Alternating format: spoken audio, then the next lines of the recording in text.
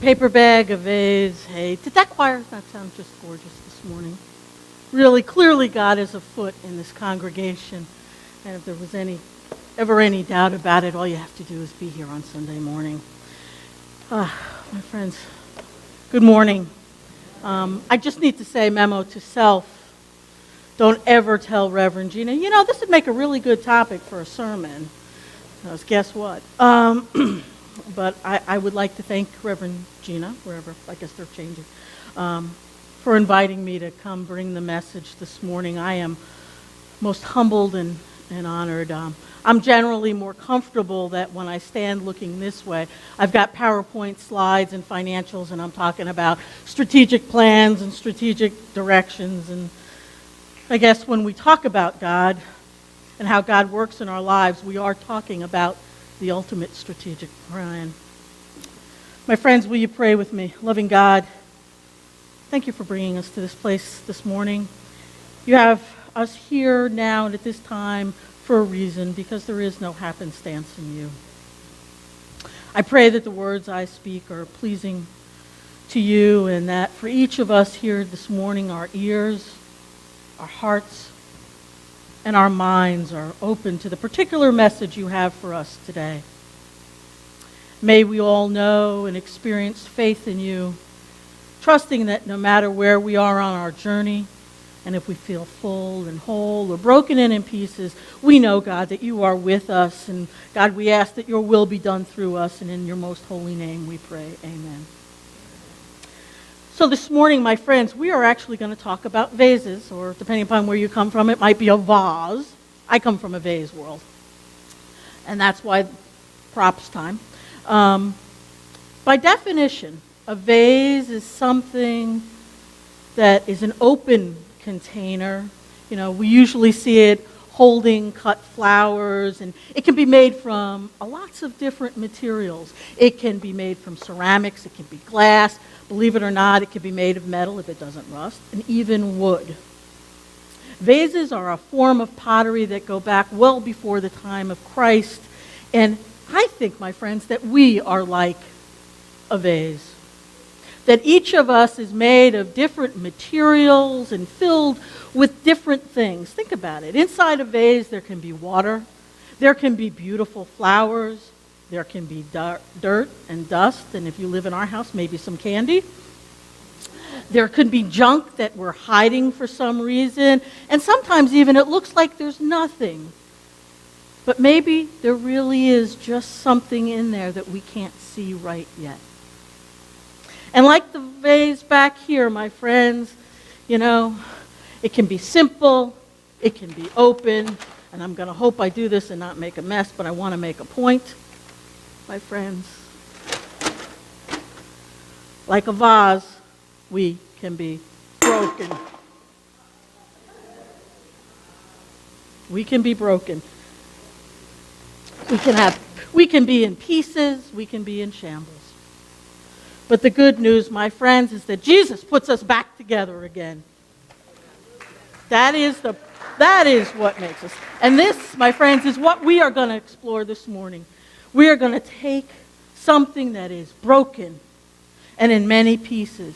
And like a vase can be glued back together again and made into something that's still beautiful, that's still important. Maybe it's a little bit different. Maybe it has cracks when you glue it back together so that the light can shine through. The light can shine out and the light can shine in. It's something beautiful, something wonderful, something practical, something that is indeed transformed. And you know what? So can we. When I think about brokenness, and vases breaking or pieces of pottery, I am reminded of a Japanese art form called kintsugi. And kintsugi is when you take something, a piece of broken pottery. Could we have that slide? And kintsugi takes this broken piece of pottery and it puts it back together again. But the way it does it is by taking lacquer that's dusted with gold and puts it back together again in a different way. Kintsugi as a philosophy takes breakage and repair as a part of the story of the object rather than something to be disguised. That brokenness is honored. Can we see the next slide, please? Let me show you. Look at that. Look at that beauty. In our readings this morning, I think we heard two complementary and vitally important messages for all of us. That of being broken and that of having the faith to be transformed. For us individually, I believe that as people, we are all in some way, shape, or form broken, whether we're smashed to pieces or just cracked a little bit. And as a church, I believe that SunCoast Cathedral has, in its own way, been broken since the loss of our founding pastor. And I think now, though, my friends, we are re-examining the transformation God has in store for us to make us a new, more beautiful version of the church, recreated and put back together in a new and different way with the beauty of that gold lacquer to hold us together and show our scars. That's okay. In Marianne Williamson's reading, the first one, thank you, Joe. I love when you do the readings. I have to tell you, you have such a presence. But Marianne Williamson said, "We are all meant to shine, as children do. We were born to make manifest the glory of God that is within us." It's not just in some of us, it's in everyone. So like the vase, we need to be cracked open to shine, to have that interior beauty that does reside in each and every one of us shine through. Now, when I talk about being beautiful, I'm not necessarily talking about physical beauty. You know,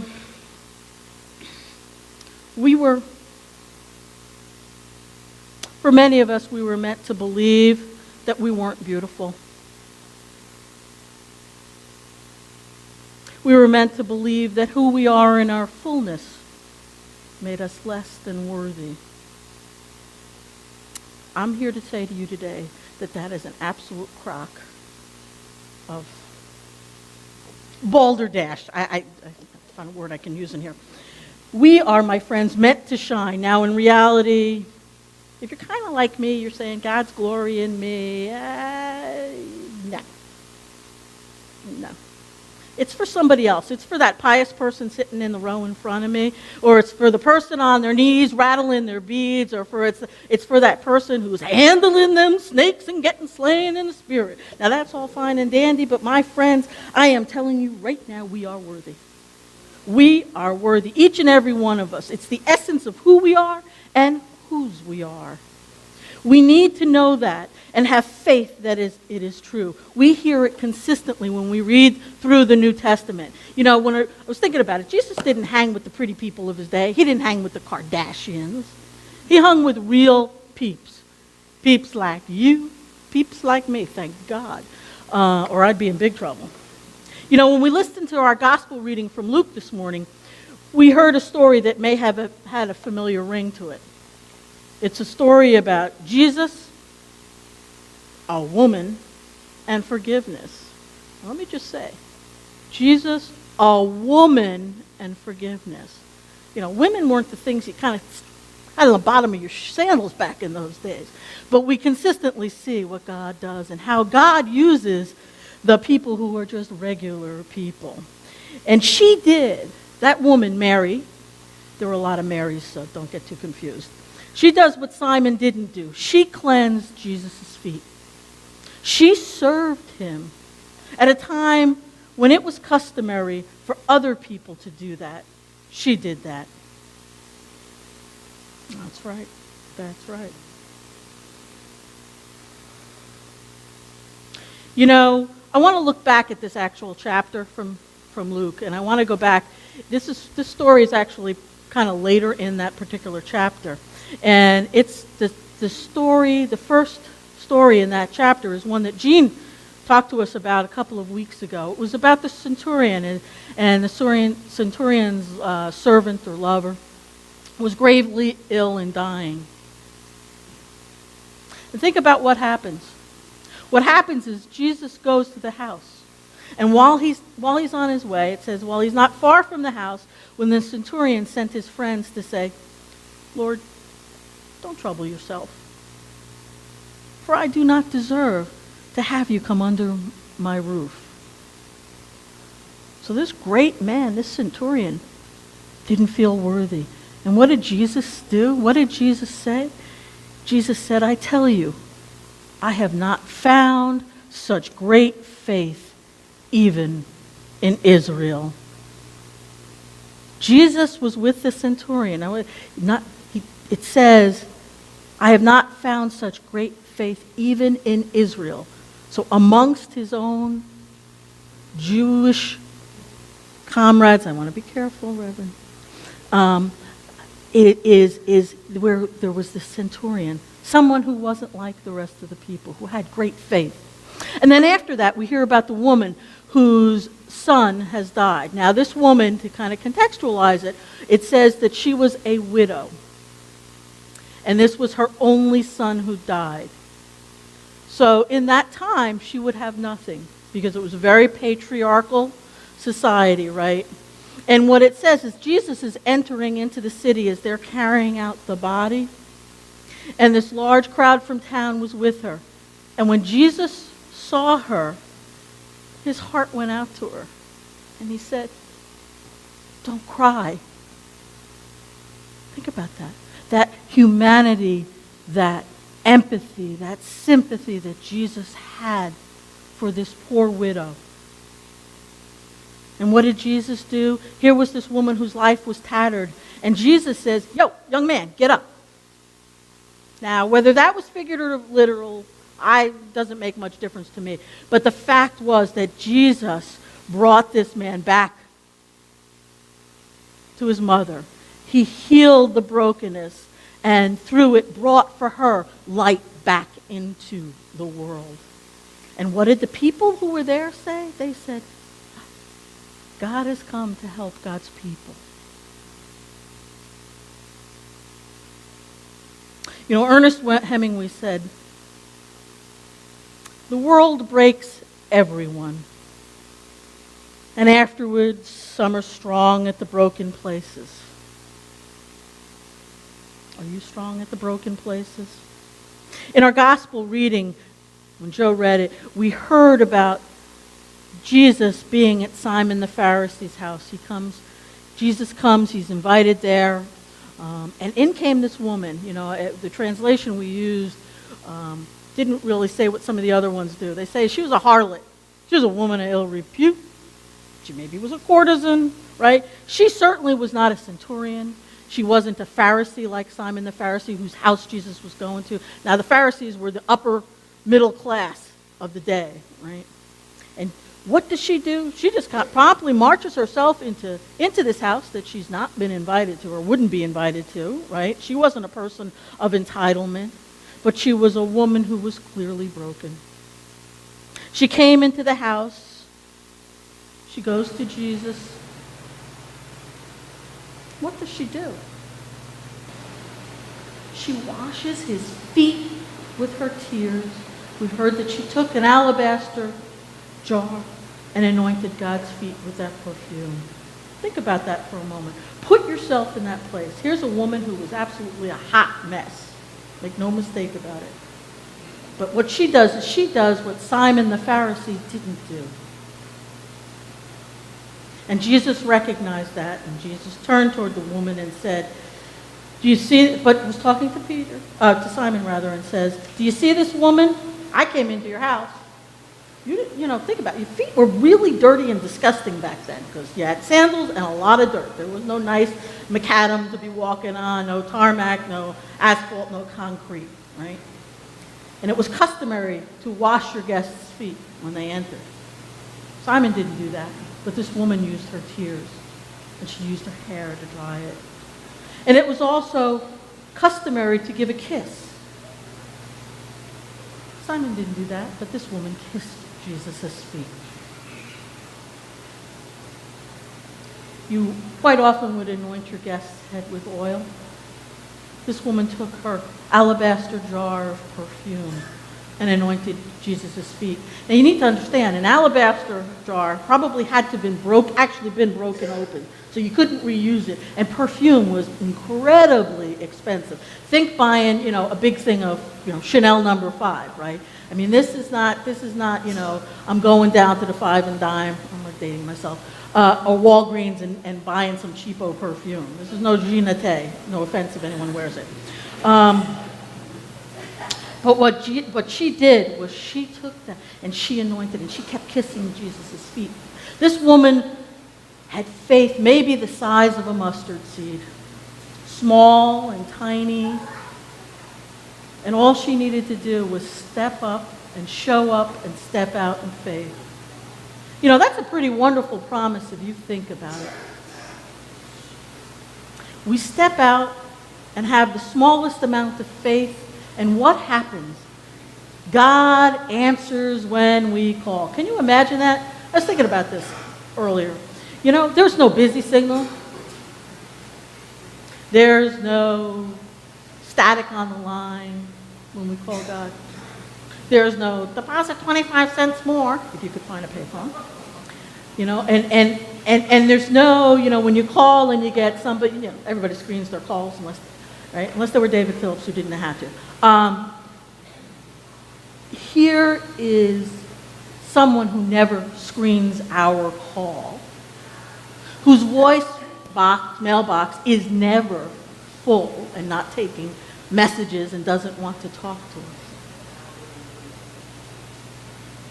Our God invites us to make the call, to pick up the phone, whether we're calling God or God is calling us. Now think about the times in your lives when you were afraid to make that call. Now I'm preaching to myself right now, so just in case there was any confusion, this is all about me. It's true, it is. But think about the times you were afraid to make the call, afraid that God wasn't going to answer, afraid that we were not worthy. That's our imperfection. That's our brokenness. That's not God's. That's our sense of unworthiness. But my friends, I tell you, we have assurance, we have blessed assurance, that when we walk by faith, not by sight, when we believe it, when we claim it, and we know it's true, that we are put back together by God as the potter put back together the vase and made it something more beautiful and more gorgeous. Now, my friends, if you're like me, you're probably making some mental note saying, "Oh, this mental woman, please sit down." But what I'm here to say to you is that when we have faith and we know that Jesus answers our call.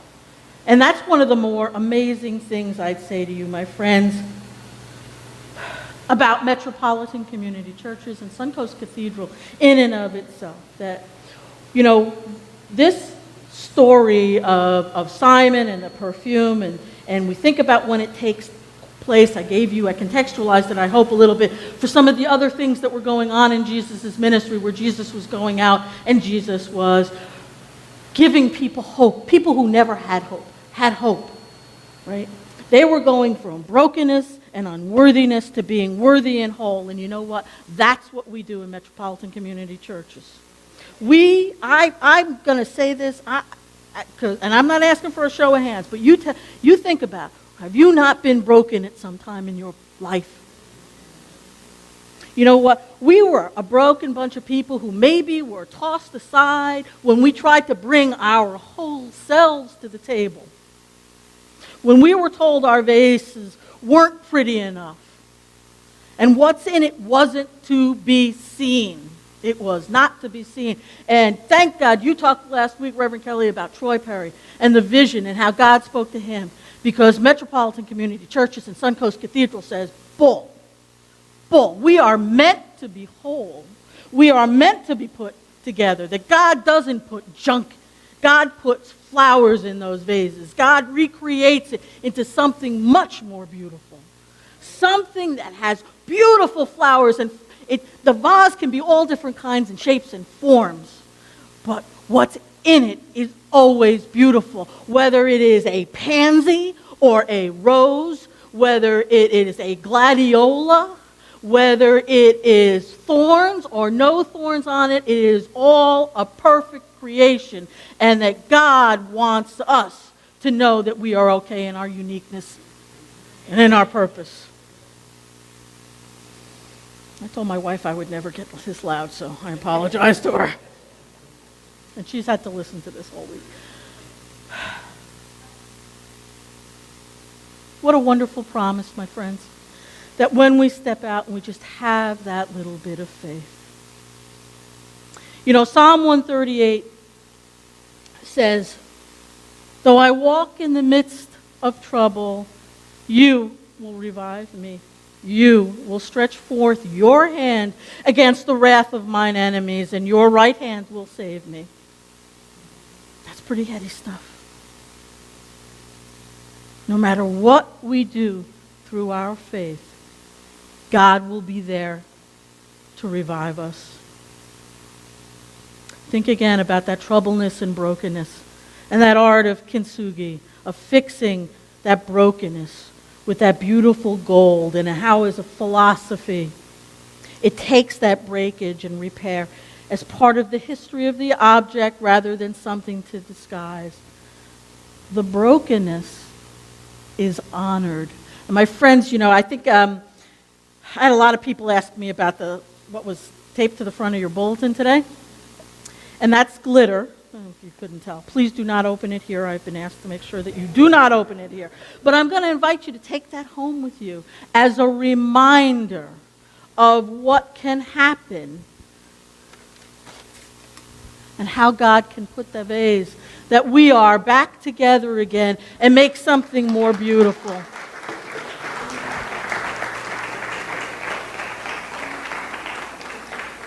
You know, when the Japanese, I'm just spend another minute on the Japanese and kintsugi and stuff, their aesthetics, and I think there's something each of us here can learn about this today, is they mark the value of an object by its wear and tear. Actually, I think we can see it as a rationale for keeping objects around long after they've been broken. And it's probably why they had kintsugi just to even begin with it. Because we highlight the cracks and the repairs as simply an event in the life of the object rather than letting its service end at a time of its damage or breakage. My friends, God offers that to us. We just need to believe it and know that through our brokenness, we are like this, put back together again in a more beautiful form. You know, there's a quote from Martha Graham, that said, you see, when weaving a blanket, an Indian woman leaves a flaw in the weaving of that blanket to let the soul out. Out of our most broken times can come recreation, one that honors that we were broken and makes something way more beautiful from it. And I pray that as we go forth from this place today, we remember that with God's faith and help, we too can be like Mary and made whole again by the grace and faith of God. As she was the pot broken by men, Jesus is the great potter who put her back together again and made everything more beautiful through God, through the gold that's called faith, the beauty of God's creation, and may it do the same for each and every one of us today, tomorrow, and always. Amen.